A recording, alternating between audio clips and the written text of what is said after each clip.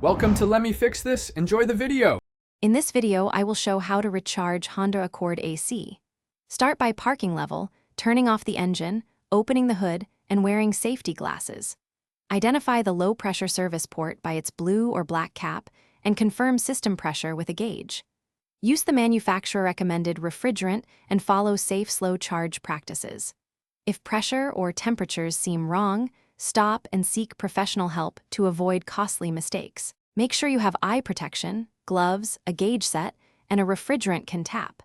Confirm the correct refrigerant type and never mix different refrigerants in the same system.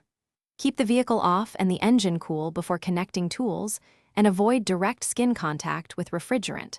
Work outdoors or in a ventilated garage to disperse fumes, and have a fire extinguisher ready just in case. Safety first makes the job faster and easier.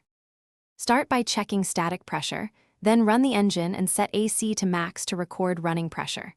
Connect the low side hose to the low pressure port, clear air from the hose, and open the valve slowly while adding refrigerant in short bursts. Monitor gauge readings and cabin temperature, aiming for recommended pressure range and a consistent cool air output.